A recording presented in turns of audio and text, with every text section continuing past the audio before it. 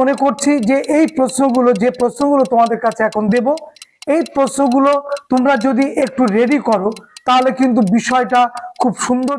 যারা ইতিহাস নিয়ে সমস্যায় রয়েছে, সারা বছর কম বেশি পড়াশুনো করেছো এবং যারা ইতিহাসের ওপরে এখনো সঠিকভাবে আস্থা গড়ে তুলতে পারোনি, যারা ভাবছো যে স্যার কোন প্রশ্নগুলো গুরুত্বপূর্ণ আর কোন প্রশ্নগুলো আমি পড়বো, এইটা নিয়ে যাদের সন্দেহান আছে, আমি মনে করছি যে এই প্রশ্নগুলো যে প্রশ্নগুলো তোমাদের কাছে এখন দেব, এই প্রশ্নগুলো তোমরা যদি একটু রেডি করো তাহলে কিন্তু বিষয়টা খুব সুন্দর জায়গায় যাবে। অর্থাৎ সারা বই ধরে যে 2 নম্বরের প্রশ্নগুলো আমি রেডি করে তোমাদের সামনে দিচ্ছি আজকে, এই প্রশ্নগুলো রেডি করবে। 4 নম্বর যে প্রশ্নগুলো দেব এগুলো রেডি করবে এবং 8 নম্বর যে প্রশ্নগুলো দেব এটাও রেডি করবে। এই প্রশ্নগুলো রেডি করার পর তোমার যদি সময় থেকে থাকে অবশ্যই টেক্সট বইটা পড়তে হবে। দেখো, টেক্সট বই মানেই কিন্তু টেস্ট পেপার। টেস্ট পেপার সঙ্গে টেক্সট বইয়ের সম্পর্ক গুরুত্বপূর্ণ। যারা সারা বছর ধরে টেক্সট বই পড়েছে, এই টেক্সট বইয়ে পড়ার মধ্য দিয়ে এই প্রশ্নগুলো যারা রেডি করেছে, তারা কিন্তু টেস্ট পেপার আসলে তাদের কাছে কোনো ভয়ের কারণ হয়ে দাঁড়াবে না। কিন্তু তোমার আমার কাছে ভয়ের কারণ হয়ে দাঁড়াবে এই কারণে, যেহেতু টেক্সট বইটা আমি ভালো করে পড়িনি বা টেক্সট বইয়ের যাগুলো আছে সেইগুলো আমি ভালো মতো রিভাইজ না দিয়ে নিজের ইচ্ছা মতন এই সময়গুলো আমি ব্যয় করেছি। সুতরাং সময় আর ব্যয় করা যাবে না।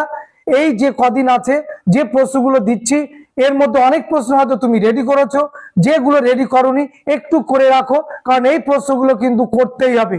প্রথমে 2 নম্বরের প্রশ্নগুলো দিচ্ছি। 1, নারী ইতিহাস চর্চা কাকে বলে?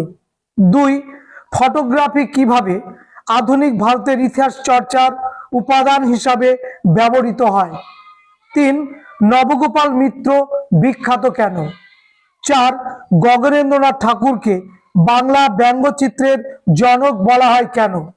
5, ব্যঙ্গচিত্র কেন অঙ্কন করা হয়? 6, দর কমিশন কি? 7, জেভিপি কি? 8, ছাপাখানার বিকাশে পঞ্চানন কর্মকারের ভূমিকা লেখো। 9, 3 আইন কি? 10, এন্টি সার্কুলার সোসাইটি কেন প্রতিষ্ঠিত হয়েছিল? 11, মধুসূদন গুপ্ত স্মরণীয় কেন? 12, নেহেরু লিয়াকত চুক্তি কেন স্বাক্ষরিত হয়েছিল? 13, রশিদ আলী দিবস কেন পালিত হয়? 14, বে এলাকা চাষ বা রায়তি চাষ বলতে কি বোঝো? 15, গোল দিঘির গুলামখানা কাকে কেন বলা হয়? 16, নব্য বেদান্তবাদ কি? 17, পত্তি শ্রীরামালু বিখ্যাত কেন? 18, নীল বিদ্রোহে হরিশ্চন্দ্র মুখোপাধ্যায়ের ভূমিকা উল্লেখ করো। 19, মদন মোহন তর্কালঙ্কার বিখ্যাত কেন? 20, কি উদ্দেশ্যে কংগ্রেস সমাজতান্ত্রিক দল প্রতিষ্ঠিত হয়? 21, পরিবেশের ইতিহাস বলতে কি বোঝো? 22, উডের নির্দেশনামা কি? 23, সর্দার বল্লভভাই প্যাটেলকে ভারতের লৌহ মানব বলা হয় কেন? 24, স্কুল বুক সোসাইটি কেন প্রতিষ্ঠিত হয়? 25, নমশূদ্র কারা? 26, বিদ্যাসাগর 60 বলতে কি বোঝো? 27, বঙ্গভঙ্গ বিরোধী আন্দোলনে কৃষকরা কেন সক্রিয়ভাবে অংশগ্রহণ করেনি? 28, কাকে কেন বিশে ডাকাত নামে অভিহিত করা হয়? 29, ওয়ার্কার্স অ্যান্ড প্রেজেন্স পার্টি কেন প্রতিষ্ঠিত হয়েছিল? 30, তারকনাথ পালিত স্মরণীয় কেন? 31, দলিত বলতে কি বোঝো? 32, দেশীয় রাজ্য বলতে কি বোঝো? 33, ভারতীয় জাতীয়তাবাদের ইতিহাসে 1911 সাল কি কারণে গুরুত্বপূর্ণ? 34, মনুস্মৃতি পুড়িয়ে কে কেন দলিত আন্দোলন শুরু করেন? 35, স্থানীয় ইতিহাস চর্চা বলতে কি বোঝো? 36, বটতলা সাহিত্য কেন গুরুত্বপূর্ণ? 37, ভগৎ সিং স্মরণীয় কেন? 38, বাংলার ছাপাখানার বিকাশে লাইনোটাইপ প্রবর্তনের গুরুত্ব কি? এই প্রশ্নগুলো তোমরা অবশ্যই, এই 38টা প্রশ্ন আছে, অবশ্যই দেখে নেবে। এরপরে আমি দেখো 4 নম্বরের একটা তোমাদের লিস্ট দিচ্ছি। এই 4 নম্বরের এই প্রশ্নগুলো রেডি করেছে কিনা দেখে নাও। বামদিনী পত্রিকায় সমকালীন সমাজের কিরূপ প্রতিফলন ঘটেছে? 2, মহাবিদ্যের প্রতি শিক্ষিত বাঙালি শ্রেণীর ভূমিকা বিশ্লেষণ করো।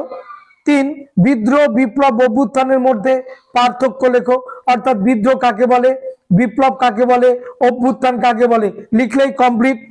এটা কিন্তু আবার 4 নম্বরে একবার মাধ্যমিকের সময় এসেছিল। 4 ফরাজি আন্দোলন কি ধর্মীয় স্বাধীনতার আন্দোলন বলে মনে করা হয়? তোমার পক্ষে যুক্তি দেবে। তুমি যদি বলো যে না একটা ধর্মীয় আন্দোলন, তাহলে কেন নয় যুক্তি দিলে। তুমি যদি মনে করে হ্যাঁ এটা ধর্মীয় আন্দোলন, যুক্তি দিলে। অর্থাৎ যেটাই তুমি উত্তর করবে, হ্যাঁ বললে হ্যাঁ পক্ষে উপযুক্ত যুক্তি দেবে, না বললে না পক্ষে উপযুক্ত যুক্তি দেবে। তারপরে 20 শতকে জাতীয়তাবাদের বিকাশে, 20 শতকে জাতীয়তাবাদের বিকাশে ভারত মাতার চিত্রের অবদান উল্লেখ করো। 6 ল্যান্ড হোল্ডার সোসাইটি টিকা লেখো, এটা 7 ভারতের জাতীয়তাবাদের বিকাশে আনন্দ মঠের গুরুত্ব আলোচনা করো। 8 ছাপাখানায় উপেন্দ্র কিশোর রায়চৌধুরীর ভূমিকা কি ছিল। 9 মিরাট ষড়যন্ত্র মামলা অবশ্যই টিকা। দলিত বিষয় গান্ধী আম্বেদকর বিতর্ক, এটা করবে। 11 বীণা দাস টিকা। 12 উদ্বাস্তু সমস্যা টিকা। ব্রিটিশ সরকার কেন ঔপনিবেশিক অরণ্য আইন প্রবর্তন করেছিল, এটা করবে। 14 দাগ হুতুম প্যাঁচার নকশায় কালীপ্রসন্ন সিংহ তৎকালীন সমাজের চিত্র কিভাবে ফুটিয়ে তুলেছেন, এটা করবে। 15 বারলি সত্যাগ্রহের প্রতি জাতীয় কংগ্রেসের মনোভাব কিরূপ ছিল, এটাও করবে। 16 পাশ্চাত্য শিক্ষার বিস্তারে রাধাকান্ত দেবের অবদান আলোচনা করো। 17 কাশ্মীর জুনাগড় ও হায়দ্রাবাদ সমস্যা আলোচনা করো। 18 ভারত মাতা চিত্র, এটা করবে। এবং প্রাচ্য পাশ্চাত্য দ্বন্দ্ব, এটাও করবে। তাহলে এই যে 19টা প্রশ্ন দিলাম 4 নম্বরের সারা অধ্যায় মিলে অবশ্যই করবে। এরপরে দেখো 8 নম্বরের 8টা প্রশ্ন রেখেছি, সেই প্রশ্নগুলো কি কি। নাম্বার 1 উচ্চ শিক্ষার বিকাশে কলকাতা বিশ্ববিদ্যালয়ের ভূমিকা আলোচনা করো। 2 বিদ্যাসাগরের নেতৃত্বে বিধবা বিবাহ আন্দোলনের সংক্ষিপ্ত বিবরণ দাও, এ ব্যাপারে তিনি কতটা সফল হয়েছিলেন। 3 নীল বিদ্রোহের কারণ বৈশিষ্ট্য ও ফলাফল লেখো। 4 ভারত সভার কার্যকলাপ আলোচনা করো, ওর সঙ্গে ভারত সভার বিকাশে সুরেন্দ্রনাথ বন্দ্যোপাধ্যায়ের ভূমিকা কি ছিল উল্লেখ করো। 5 বাংলায় কারিগরি শিক্ষার বিকাশ আলোচনা করো, এবং এখানে বিটিআই এটা কিন্তু লিখতেই হবে, বিটিআই। 6 মানুষ প্রকৃত শিক্ষার সমন্বয় বিষয়ে রবীন্দ্রনাথের চিন্তার সংক্ষিপ্ত পরিচয় দাও। 7 ব্রাহ্ম সমাজের বিভাজন ও বিতর্ক আলোচনা করো, ব্রাহ্ম সমাজের অবদান উল্লেখ করো। এবং লাস্ট আর একটা প্রশ্ন, মহাবিদ্যের প্রকৃতি আলোচনা করো। এই দিলাম 8টা 8 নম্বরের প্রশ্ন। আশা করছি তোমরা সকলেই এই প্রশ্নগুলো রেডি করবে এবং সামনের সারিতেই রাখবে। ফাইনালি পরীক্ষার আগে আমি আর একটা ভিডিও তোমাদের সামনে রাখবো। আর সেই সঙ্গে শেষ বেলায় বলে রাখি, যারা নতুন সেশন 2026-এ অনলাইন ক্লাস করতে চাও অবশ্যই যোগাযোগ করবে। সবাইকে ধন্যবাদ।